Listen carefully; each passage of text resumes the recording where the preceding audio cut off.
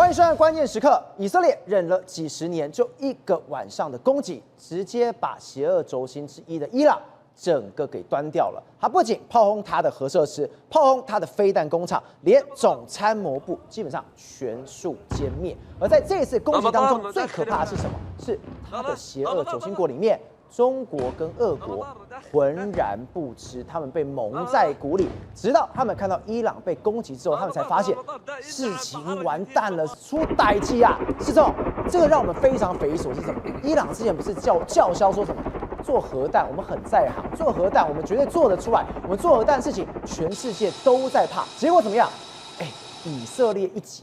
整个把这些核设施通通都轰爆了。对，没错。实际上，伊朗一直威胁说，我要把这个核子武器做出来。然后美国都很担心，美国都说，我们来谈判，都已经经过6轮的谈判了，但没想到一直谈不下来。以色列就不忍了，以色列就说，好，你可能快要做出来。于是以色列在这个12号，然后进行什么空袭？他派出了200架以色列的这个空军的这个战斗机呢，然后他就从以色列飞越过这个伊拉克啦，然后可能飞过约旦、伊拉克，然后就直接来到伊朗，然后轰炸。那轰炸以后，打击伊朗大概100多个这个目标，然后投下大概330多枚的这个各式各样的炸弹。那主要他要摧毁什么？纳坦兹的这个浓缩铀的这个设备。目前为止来说的话，这个以色列说我们已经把它摧毁殆尽，那受到重大的创伤。当然伊朗说没有，但是问题是大家都知道说真的受到非常大的损失。好，那这一次呢，这个所谓的这个以色列空军的这个空袭行动来说的话，有点出乎大家的意料之外。那因为目前为止来说的话，中国跟俄罗斯他们事前完全不知道，他们一直看到画面，伊朗德黑兰，你知道很多纳坦兹出事了，都被炸了，他们才知道说原来这个样子。那美国总统川普就说他们知道，因为他们有知会过，但是美国是不支持这样一个状况，甚至在沙特阿拉伯那些盟国有知道，因为为什么？因为根据这个亚伯拉罕协议，它有军事行动必须要告知沙特阿拉伯，所以那些盟国都知道，那就这样飞过去。不知不觉之下，伊朗在一个晚上的时候，所有20-30年的努力几乎完全摧毁殆尽。不只是核设施或是重要的军事设备受到影响之外，很多科学家，然后他的目前为止军方的所有的高级将领，就在这一次损失殆尽啊！就一个晚上，对，没错，一个晚上把20-30年努力，对，全部变成一团烟。那当然了，现在大家观察嘛，伊朗现在要怎么样？伊朗说我们要祭出最严厉的报复，所以第一个时间他派出了100多架的无人机飞过去，但是听说了都已经完全被拦住了一个状况。所以目前为止来说，到底伊朗能够怎么样来打？好，我们来给大家看一下，以色列跟伊朗来说，以色列号称是中东最强大的国家。你看哦，我们对比以色列跟伊朗，以色列的部队只有16万，伊朗有58万啊，也太多了吧？对啊，那现役了，那后备当然是因为以色列全民皆兵，所以是45万对20万。但是军费支出，你看以色列是230亿哦，然后这个伊朗是68亿哦，战车数量你看它是比较多的哦，然后各式各样的装甲车数量都比较多，但是战机数量是差不多的。那这个问题在什么地方？因为以色列跟这个伊朗本身并没有接壤。所以你要说伊朗发动什么无人机攻击、飞弹攻击，去年已经攻击过一次嘛，去年都被以色列拦截下。所以你要这样攻击来说，以色列不会惊你啦，以色列怕什么？地面攻击。你看之前来说北边在这个叙利亚、黎巴嫩这边有真主党嘛，南边这个地方的加萨走廊里面有哈马斯嘛。对。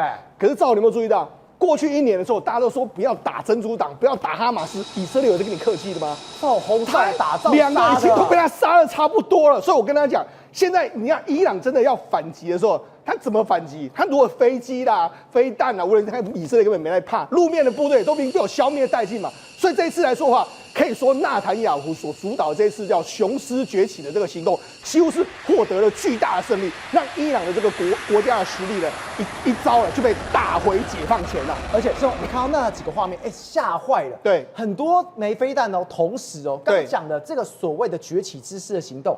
就一个晚上哦，对，到处哦，我们看到非常多的画面是伊朗人说，奇怪，这是什么东西？然后下一秒就嘣的一声了。对，没错，以色列的这个总理纳坦雅胡发表影片的时候，他就说，在这个时间点，我们的崛起雄狮行动已经展开，我们目标是要打击纳坦兹等地的这个核设施，因为根据他们获得的消息是，他们浓缩铀的进程大幅的前进，所以你看。这个我们现在看到这个画面都是伊朗境内，伊朗在昨天晚上的时候几乎整夜难眠，因为什么？全境几乎都响起了这个防空警报，这样的警报。那你看很多的这个炮火就不断的打下来，实际上打在什么地方？打了大部分来说，我必须说，这一次以色列是采取所谓的手术刀精准的打击，手术刀对打击它大部分都攻击什么军事设施或是核设施，它几乎没有打击到太多的民用的这个设施。这次完全是精准打击。对，你看他打了这，你看这是什么？科尔哈萨曼的这个这个飞弹基地就直接被击中。然后另外一个就是最重要的目标就是纳坦兹的这个核设施。对，纳坦兹这个地方来说遭到重创。根据目前我们得到的消息是说，你看，据报道，这个纳坦兹有个非常重要的核子反应炉，这个炉呢已经几乎是被摧毁了。所以就是像画面中这个地方，对，第一时间被炸完之后，马上就有人拍，对，然后整个都毁掉了。对，然后浓缩铀的这个离心机来说也已经失效。那为什么我说这个画面很精准呢？因为第一个，以色列他一定要确保这个打掉了，对，所以这个画面会是谁拍的？搞不好就是以色列军事相关的情报单位，他要去确认说，真的已经炸毁，否则没有炸毁的时候，你觉得以色列会放过吗？继续炸啊！对，所以就到事实上，这个目前为止来说，已经大部分都是已经这个失效，反应炉跟离心机。那另外第一个时间，他当晚还摧毁了这个伊朗这个苏80的这个雷达站，这个雷达站是在伊朗跟伊拉克边境，所以也就是说，他发动的第一个时间就先把周边的雷达站都打掉之后，他就进去攻击。你看。这是主要这个以色列攻击伊朗的地方。你看这个地方，然后这个包括德黑兰啊、阿拉克啦，然后纳坦兹啦，很多地方都被他攻击。他攻击大概主要几个城市，所以他把雷达打掉之后，等于是伊朗整个眼睛瞎了，所以他们开始炮轰。对，所以你可以看到，事实上这个过程，如果你看到影片来说，大部分都是以色列单边蹂躏，对，伊朗几乎是防空飞弹没有任何的作用。所以这次看起来的话，可能 F-35的战斗机又发挥了一个非常重要的这个功能哈。那除了这个炮轰这些基地之外，还有一些核设施，对，这就是重要的核设施。你看到有这个核子符号的，大部分就是这一次被攻击的。那纳坦兹就在这个地方，他们一共攻击的约莫是5个主要的核设施，5个核设施，所以等于说这一次让这个伊朗的军事单位，还有包括伊朗的核设施都受到非常重大的重创。那我刚才不是讲吗？不只是这个重创他们的军事设施，还有核设施，还有人员啊。这一次哇，清一色，我们都讲。之前我们在以色列不是都在猎杀什么哈马斯几个打叉，这个昨天晚上的时候，以色列把这些人呢几乎都打叉，一模一样。对，你看有谁呢？你看这个伊朗最高领袖哈梅尼的他旁边的重要顾问，前国家安全的这个负责人的，现任伊朗最高国家安全委员会的秘书阿里沙姆哈尼，昨天晚上被干掉了。对，好，那除了这个之外，伊朗的武装部卫队的这个参谋长也被干掉了。对，然后伊朗的伊斯兰革命卫队的司令萨拉米也被干掉了。司令也被干掉了。对，然后圣城的这个指挥官卡尼也被指挥官。对，然后包括伊朗的空军还有航太司令部的这个司令来说也被干掉了。然后包括说像伊朗武装部队的副总司令加国防部长也被干掉了。还有什么？伊朗的原子能组织的前负责人，他负责伊朗负责监督与发展伊朗核设施还有浓缩铀的这个计划，也被干掉。阿巴西，吓死人了！第一个是国安会的，对，还有国防部长，对，还有什么做核能的，对，还有什么空军航太的，都是人才中的人才，重要中的重要。全部都被猎杀，全部一晚上全部都被端掉。被端掉的时候，你看他们主要武装部队是对内嘛，然后圣城旅还有伊斯兰革命部队，这都是对外嘛。而且他们这次我就说，他们这次是精准打击。你仔细看，照你看这栋房子，对，它只有几个地方火灾而已啊。他们就是这样。他这一次你看有没有？上下都没问题，只有中间那一块。对，中间那一块就是他们认为的高层的，或者说核设施的专家，我就负责打那个地方。哪有那么准的事情？对，一栋大楼里面，你知道他住哪里 ，OK， 但你要打进去刚刚好，对，不波及到其他的。我们以为这应该是要倒，对不对？对，他也没有倒啊，对，等于是可以这么精准的打到。对，他们这一次都是用非常精准。你可以看到，我们刚才不是讲了吗？他们最高领袖的顾问阿里这个沙姆哈尼，你看他的住宅，他就这样，你看。武器都是从外面进来，打成这样，你看连电梯间都打成这样，就是这样。好，那你看这也是一样，你看就是打穿一个洞，有没有？就直接攻进去，就是就要攻击。你看，就只有这一栋着火，上下就没受到太多的精准，只有这个洞，然后打到里面去。对，没错，他们就这样子做，他们就是瞄准那些高官，还有官员，还有包括说那些这个专家。你看，这也是一样啊。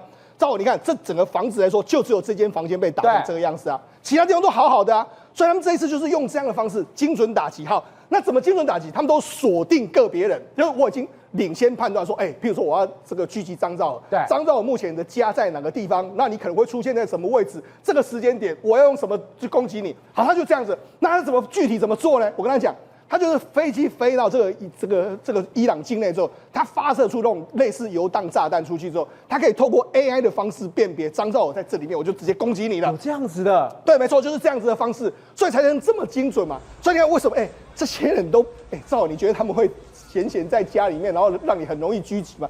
这个一定都是非常严密的保护，就没想到他们还是几乎都全面遭到狙击。好，那我讲，事实上这一次来说，为什么伊朗会突然之间好像有点措手不及呢？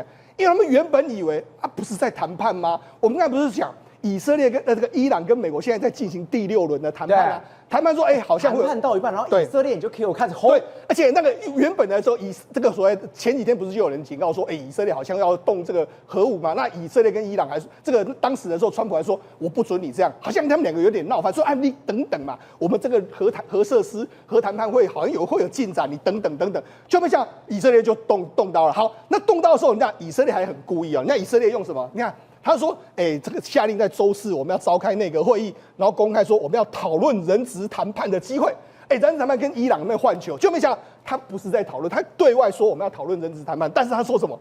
纳坦雅胡啦。”还有这个战略这个部长啦，还有莫萨德的这个局长，他们在了解整个计划，就是这个雄狮计划。他们还刻意放这一张照片出来，没错。但里面最猫腻的是什么？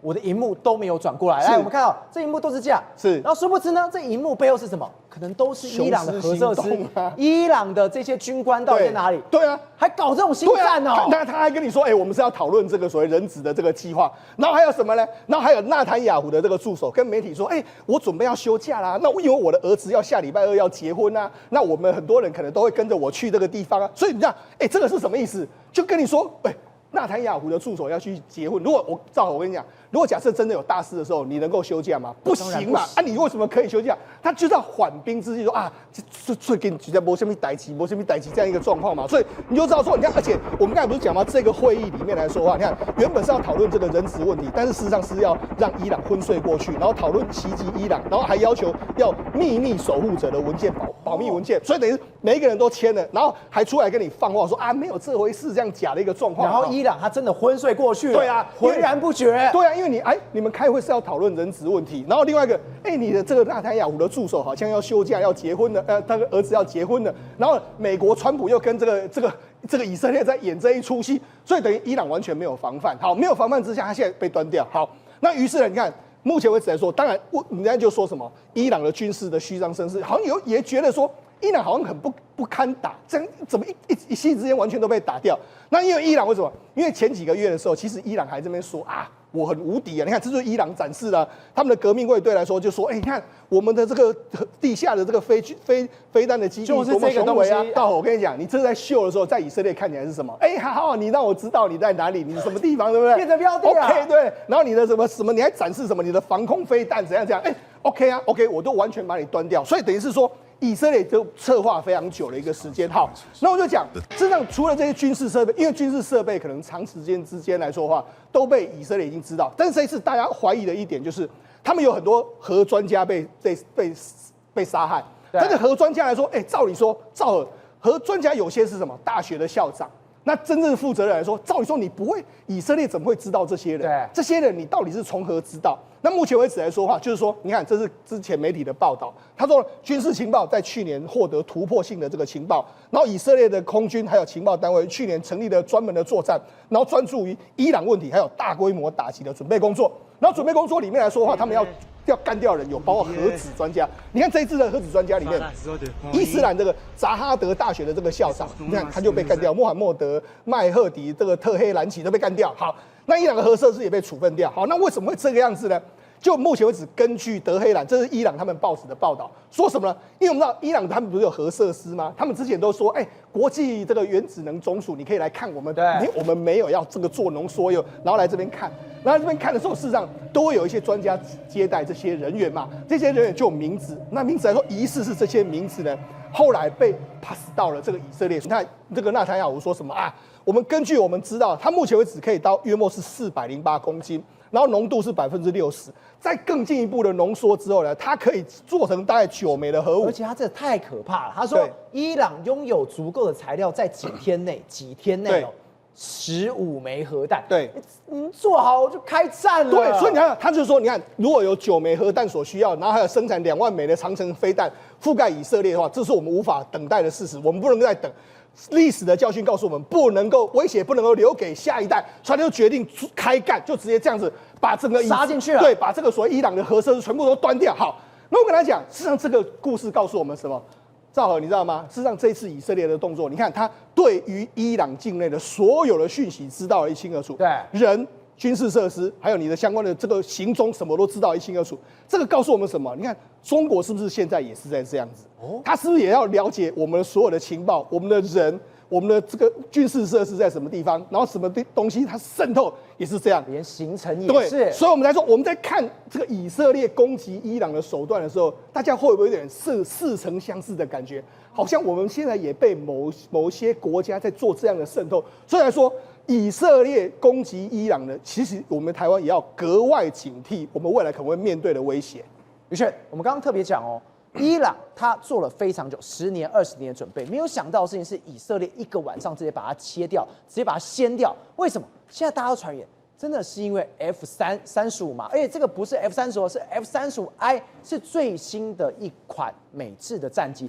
这战机在这个战场里面大杀四方吗？照这样分为空中跟地面部队呢，都是让人家望洋兴叹。首先，我们讲空中的部分，也就是它所拥有的 F-35，名字很特别，大家都知道有 A、B、C， 但是以色列不是，叫做 I。OK， 这是跟 Israel 它的 I 是一样的，它叫做阿迪尔。那这个 I 厉害在哪里呢？首先，第一个，它可以在以色列呢制造自己的弹药，制造自己的零件，而且它不是孤身一人，它会用采取所谓的高低配，比如说配 F-15和 F-16的方式呢，共同去出击。那在 F-15跟 F-16呢，它会搭载我们讲的 Jaden， 有些是钻地弹，有些是不管是配合任何的地形地貌，它都可以采取了各式各样的子弹来进行轰炸。与此同时，还有 GBU-39这种直径炸弹，小范围内的，换言之，狙杀的武器掌握在他手上，但他真正厉害在于他的五感以及他的眼睛。为什么？他的所有的软体呢，跟他的作战系统都是为以色列量身打造，为以色列量身打造的。对，就是客制化版本哦，跟你开那我们讲的名车劳斯莱斯，你要客制化，这么厉害，一模一样。首先，比如说我们讲它电子作战的部分哦，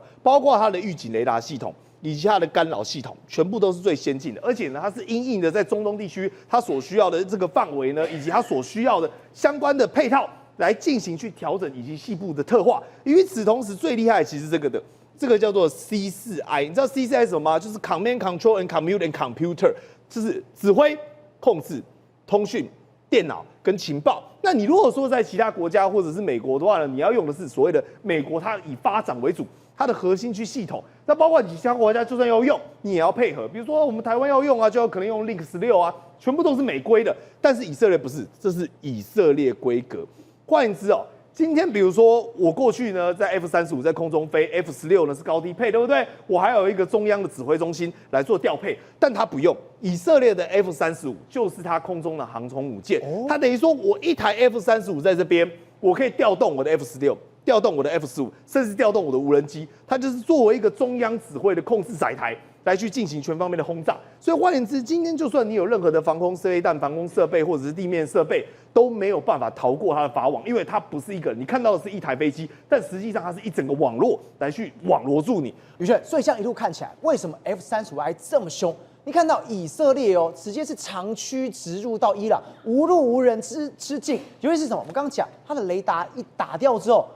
大军直接长驱直入，吓得伊朗一个晚上就被掀掉了。对，你看哦，明明其实是有防空设备，你不要以为说哦是落后国家，没有，其实伊朗的防空设备也很强哦。原本其实已经瞄准了我们讲的 OK 以色列的空军，结果没有想到呢，就在瞄准之前，他自己先被我们讲看这画面。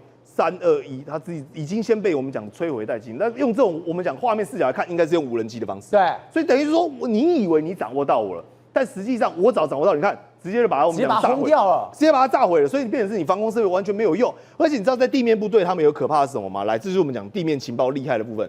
有一堆摩萨德，对，他早就跟乌克兰当时对俄罗斯的那一招一样，全部都潜伏在它的境内。所以换言之，你哪里有防空设备，我在旁边早就摆一个货柜箱，那货柜箱里面呢就装满所谓的无人机系统，而且呢不只是这样，它还可以帮这些我们讲 F-35跟这些战机呢做精准标的，也就是我在旁边打 pass 说它的标的。它的坐标、它的位置在哪里？锁定之后呢，等于是你还没有看到人，因为你防空飞弹都有它的我们讲射程范围，比如说萨姆300顶多300公里而已。那比如说这个 SA-68就是85、20，这个24、105就不用谈了，因为这远远都是在我们讲的以色列战机的这种轰炸范围之外，所以呢，它远远就可以直接把你做一个狙击。所以你想想看哦，等于说地面的情报先把整个蓝图，也就是它的防卫部署，对，清楚的画出来。划分出来之后呢，来，这是它的警戒范围之内，对不对？好，这些红圈我只要不要进入，我都不会遭受到攻击。但敌在明，我在暗。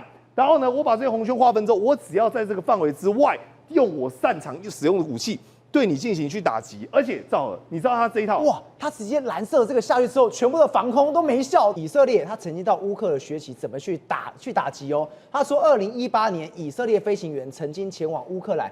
接受如何规避 S-300的训练，因此才可以看到这一次哦，在对伊朗的时候，难怪这么凶。对，所以等于是什么？因为你 S-300它一定有一定的死角，或者说它一定呢，我们讲的比较擅长的地方，那我当然是避其锋芒哦，专其短处。所以在这个情况之下哦，等于说你不觉得很怪吗？为什么炸完之后，然后跟所谓的巴基斯坦跟印度那完全不一样？那个是打了一塌糊涂烂仗，啊，这个不是，是丢完之后回到家了，然后发生什么事情不知道，只知道所有的核设施跟高级机关都被给歼灭掉。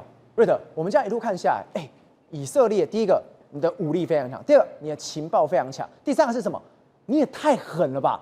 一个晚上就把人家整个都全部抄掉了。那么你要知道哦。那么昨天这个以色列突然间突袭伊朗，那么除了杀掉革命卫队的司令跟这个参谋总长这些军事士官、这些那个军官之外呢，他还干了一件事非常可怕。什么事？他直接把6个协助伊朗去进行浓缩要提炼成核子弹头的科学家全杀了，全灭了，而且飞弹直接炸到他们住的那个相关的住所里面。表示以色列的情报做得非常的稳，所以他在告诉全世界的科学家，如果你未来还要继续替伊朗提炼核子武器，对不对？连你要一起杀，这个就是以色列可怕的地方嘛。不过以色列一向是血债血还呐，那么他一向在打击附近的相关阿拉伯世界国家里面呢，他毫不手软。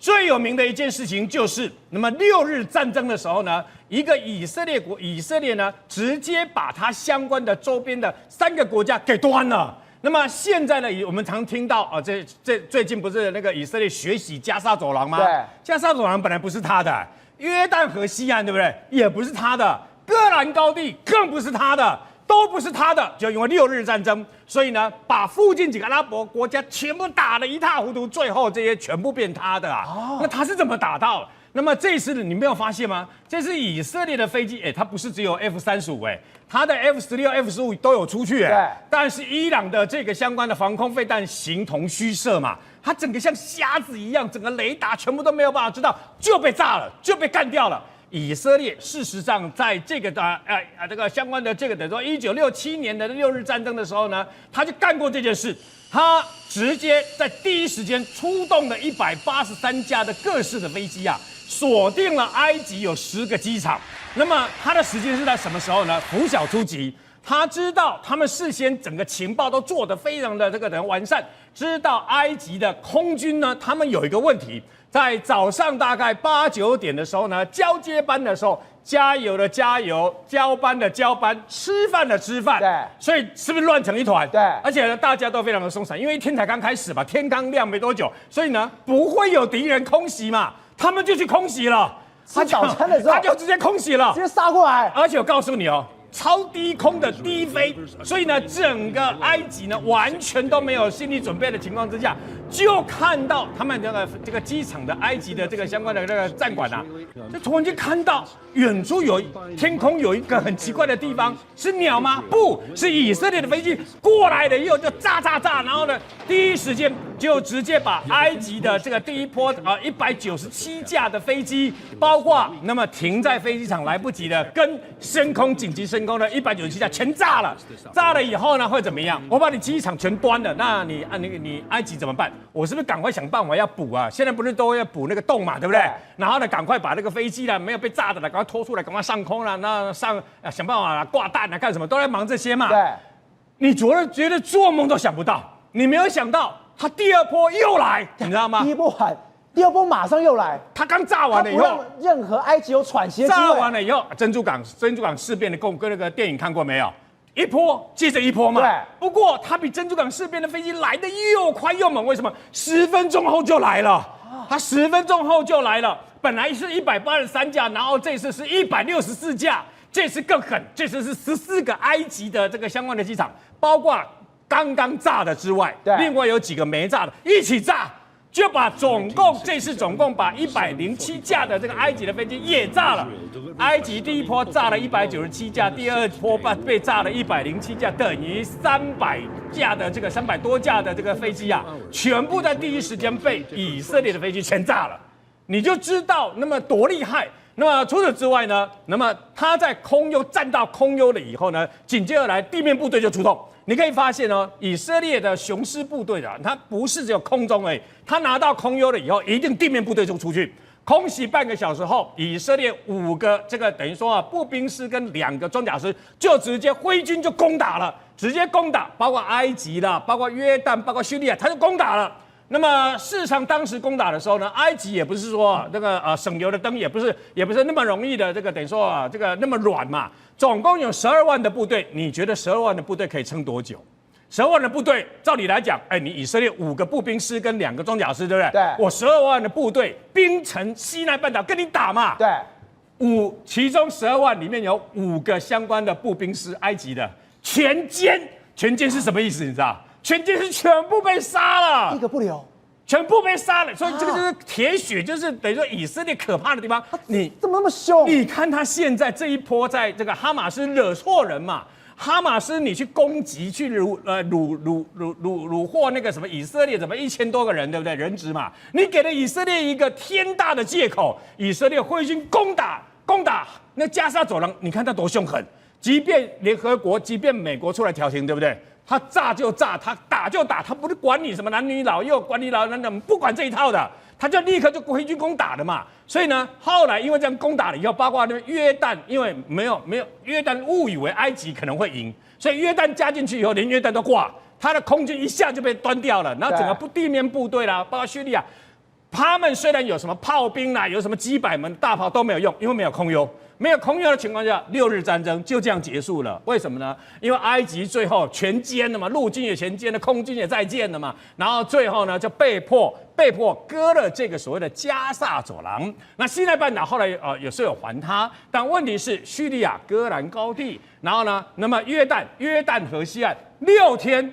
以色列6天，你知道以色列总共牺牲了多少人呐？总共阵亡了大概680个人的以色列的军队，然后46架飞机被打掉。对，但问题是打掉对方440架的飞机，对方这个3个国家阵亡了4300多人呐。整个，而且它的国土就这样增加了3倍。对，各位，这就是非常有名的6日战争。而且呢，那么大家不是说有防空飞弹吗？对，你可以发现从6日战争一直到现在，去年到今年突袭伊朗。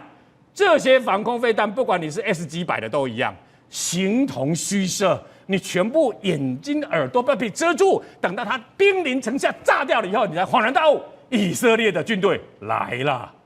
因为我们刚刚特别提到，伊朗的防空设备跟形同虚设一样，这第一点。我觉得最让我百思不得其解的是什么？你中国跟俄国怎么，你小老弟都出大事？人家既然都说真的是要打了，你不用去警告他吗？他们完全后知后觉，等到伊朗被轰完之后，还说：“各位，我在伊朗的人啊，赶快跑！”那什么状况？中国跟俄罗斯自身难保啊，他怎么可能救得了伊朗？伊朗自己本身也是自身难保啊。他之前来讲，也门这个胡塞组织、黎巴嫩的真主党，还有这个哈马斯，这个基本上他小老弟他都救不了，他怎么可能还有实力啊？哈！我们现在回过头来看哦，你看到4月26号，就是在4月底的时候，伊朗不是发生所谓的港口大爆炸吗？对，然后死了很多人，对不对？对。当时也有很多中国工程师也在场啊，对。那没有不知道要跑去哪里啊？那你想想看哦，当时爆炸传出一个什么事情，可能是以色列干的，而且以色列这个爆炸了那个原物料是什么东西？后来当然伊朗国防部否认了，不过呢，这个据很多的可靠消息指出哦，那些都是所谓的固态的飞弹燃料。对，那也就是说，如果按照推回时程来看的话，那时候以色列就先把它的飞弹的固态燃料先把它全部干掉，干掉之后呢，现在你伊朗有哪什么飞弹可以飞？没有东西做了，没有东西上到天空去把这些战机打下来啊，不可能事情啊！为什么？你就算雷达有，你飞弹没有燃料，你怎么处理？所以其实哦，早就莫萨德就是以色列特工哦，进入到这个伊朗境内，早就在做布局了。那就跟那个乌克兰一样，乌克兰就把货柜拉到那个俄罗斯境内一样，就是做这种布局。所以什么意思呢？就是说今天伊朗其实内部早就被端了，也就是说很多，不然的话。怎么以色列那么精准，把总司令都杀掉，把参谋总长杀掉？那个所有的高阶将领都杀掉，那个不简单。也就是说，他处理到哈马斯之后，再继续处理到真主党，然后接下来他跟美国讲一句话：如果你胡塞组织你不处理的话，我来处理。我来处理。那时候美国就说你等一下，就都把等我来处理就可以了，你不要处理。所以他后来就是，那不是说泄露出来什么那个什么，他们用 signal 就是海克塞斯对不对？国防部长还有他们白宫的国安会说海克塞斯，他们用 signal 来传讯息啊，对说被媒体人知道说他们要去处理这个胡塞组织。其实那时候以色列大概就已经部署完成了，不是部署完成，在等川普。那川普是不是5月的时候跑到沙特阿拉伯，跑到那个卡达？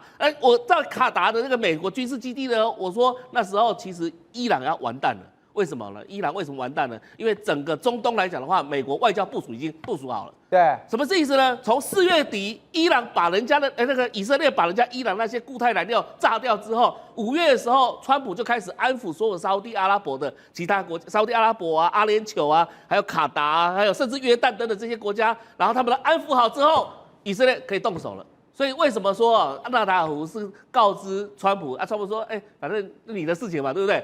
这堂口就交给他，不是？中东就是以色列堂口了。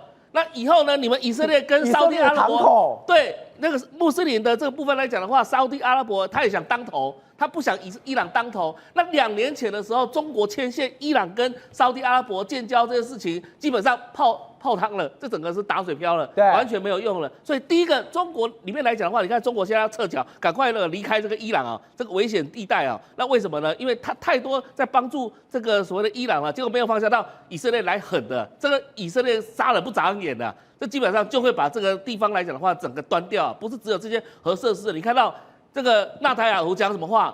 听说现在纳塔尔胡先飞往希腊，先怕说伊朗有什么反击的地方情况，现在要跑向希腊。但是纳塔尔胡先下令一个东西哦，就是说打到持续让伊朗投降为止，也就是说让伊朗没有威胁为止，就是让他没有核威胁，那没有任何的东西可以威胁我以色列的时候，打到那时候为止，也就代表说今天来讲，伊朗跟美国的那个所谓的核谈判已经破局了。那同时间呢，伊朗也不要想说什么经济制裁被解除了，现在伊朗就乖乖的等着被以色列打，等着被以色列打到这个最后来讲的话撑不住的情况之下，这时候只能乖乖举双手投降了。那这时候呢，什么中国、俄罗斯啊、伊朗联盟来讲的话，你看中国跟俄罗斯在那里逃的逃，走的走，没有人完全帮助伊朗，这就是所谓的实力所造成的一个结果。国政，我们刚刚提到以色列，他太狠了，他今天密谋已久，而且一杀就要把你杀到完全投降。另外一个狠的人是谁？是川普，他无所不用其极，他为了把中国给干倒，他现在办了一个怪咖武林大会，只要是人才，你多怪我都可以。所以川普真的是一个不是普通的总统，他很多怪点只剩很多行为都是不按常理来出牌的。他最近办了一个要拉拢全世界怪咖或者是奇特异功能人士一场晚宴，他用他的川普币来标嘛，看谁能够标得到，标到前220名的就可以去川普跟川普吃晚饭。虽然听说晚饭很难吃，但是每个都要花很多钱，而且来的人其实就像怪咖的华山论剑，来的都东邪跟西毒，一些很奇怪的人，东邪跟西毒，甚至中国下一个梁文峰都可能会来，都来参加这场晚宴。你看到排队的人其实都很奇怪啊，你说真的是西装笔挺的人其实不多，而且有的穿起来像胖子啊，有的像大神啊，可是还有人是穿短裤直接来的，对，都是这么很奇怪 free 了。你以为这些人普通人吗？不是，我跟你说，有人花了200万美金买川普币，结果他排到250名，没资格参加。所以不是说你想要去吃这场难吃的晚宴就可以去，就可以见到川普。对，而且前25名还可以去参观白宫。结果《纽约时报》就干了一件事情啊，他就开始拍照，拍了这个中国人的面孔，拍了之后开始疯狂比对啊，比对这个人到底是谁嘛？因为每个怪咖，你来的人不简单的人物啊，比对之后才发现这个人是中国政协委员。川普的晚宴有中国的政协委员，你不是说好要反对中国的那个，要对付中国吗？怎么政协委员来了？你还禁止中国大学生去留学美国嘛？怎么又让政协委员呢？所以《纽约时报》他打的是这个，可是你真正去研究才发现，川普是在拉拢中国的奇特的特异人士，这是个人有点像是中国下一个梁文峰，甚至也不输给梁文峰，你知道吗？他花了370万美元买了川普币，就会有这个资格，而且还是第3大买家，可以得到一个川普的黄金手表一个，黄金手环一个，接着可以参观白宫，政协委员参观白宫。可是你整次去比较的时候，才发现他不是普通人他叫何天一，人家是麻省理工学院的金融工程硕士，清华大学念的是经济学学士，但是你看下一个就知道他很多厉害哦。中国全国数学奥林匹克比赛1等奖的第1名，人家告诉你，中国多少人他拿第1名？数学第1名，奥林匹克数学比赛第1名，然后中国数学国家集训队的国家队，中国国家队啊，当然也是中国最顶尖的人才。结果他就跑去干嘛？跑去做 AI 量化交易，所以他是一个懂 AI 跟技术的人。所以川普在干嘛？他在玩大了，在布局下个 AI 区块链甚至加密币的技术嘛，把这个人都找来，所以他就也是在美国留学嘛，所以出现这个地方。所以简单来讲，他其实他的技术跟能力其实并不输给梁文峰。为什么要这么说呢？你去翻梁文峰的，才发现他跟何天一干的事情都几乎一样。和梁文峰还没做 DeepSeek 之前，其实他也是一个做量化投资，用 AI 在炒作股票了，甚至被人家说什么专门割韭菜，跟投资人韭菜，所以他们道德都比较奇怪了哈。为什么我要说他们是东邪西毒，道德感都不太高，甚至连自己的投资人都割韭菜，你知道吗？他自己有钱被起底说他以前动辄捐1亿2亿给一些机构，结果他自己投资人说，我投资你100万，赎回才80万，而且你还要算我3万的业绩报酬。我投100万只拿回80万，我倒赔20万，还要扣3万给你啊！你不是说你很会赚钱吗？你这不是凹我吗？所以把投资绩效拿出来看，其实投资都不高，但是他赚很多钱，而且他用 AI 赚钱，所以跟何天一是一模一样啊，都是天才。然后所以国正，你意思是说，我们当初看到那个画面，就这么怪咖去跟川普那边吃饭，而且你说很多人都是像何天一这样的人，而且他们是什么？他们就是梁文峰的翻版。等于这梁文峰翻版，等于说你未来可能会做一些不一样的事情。等于是我川普跟你吃完饭之后，我也先把你抓住，抓住之后怎么样？我再拿你去打中国的概念。对，我在找天才，找一些怪异人士一起来玩川普的局嘛。因为川普想玩什么？一场盛宴要开始，他要炒作所谓的加密币，而且加密币接下来会影响什么区块链跟量子技术，所以这些人都不是很简单，的道德不太一样啊。所以你看梁文峰，其实跟他做的事情一样。好，那梁文在何天一旁边又有一个怪咖，还戴个金手表，这个人也不是一个正常人士，所以我为什么叫华山怪咖论剑？这个叫吸毒，或者是也不是一个正常人，而且道德更低。这个也是当过政协委员，叫孙宇晨。孙宇晨，那去年在我们关键时刻也讲过他，是因为他买了一个标价2亿的香蕉，就是当时就是一根香蕉贴上去的那个艺术品，就是他买的啊！现场就把它吃了。可是你去翻他的底，你也知道他是天才，人家北京大学毕业，然后接着去宾大念书，甚至在马云的湖畔学校，人家是当年第一名、最年轻的学生毕业了，所以他也是一个精英。但是他干的事情其实也是很奇怪。他2017年就去发行波场币，然后把价格炒很高啊！中国本来禁止他发行，不过他已经卖出去了，然后把它到海外去炒高价格，结果他套现不是赚3亿套现，等于他把它倒给一般投资人，结果被美国证交所说，他其实专门在做虚假交易啊，60万次的虚假交易跟洗钱，跟恐怖组织在洗钱。他真的是怪人哎。也是一个怪人道德感，但是他对很有钱嘛，所以他一度买什么？买葛瑞内拉的葛瑞纳岛，真的很奇怪，国家在加勒比海对 WTO 大使的身份，因为中国要办他，所以他拿到外交豁免权，所以这个到处去用各种的特殊身份来规避法律的制裁。但是他真的很有钱，他买了143万枚川普币，人家是1900万美金可以跟川普一起吃而且他饭是，排名第一哦。对，排名第一哇。而且他之前已经投资川普7500万美金了，所以又是一个怪咖，又个奇异人。那川普就是要拉拢这些人，所以川普是在搞一场大的，准备要好好玩下一个技术来对付中国。宏观取材，厘清真相，犀利精准，深入剖析，时刻掌握关键新闻时事，不漏接。老时段，新气象，我是钟浩和，关键时刻2.0全新出击。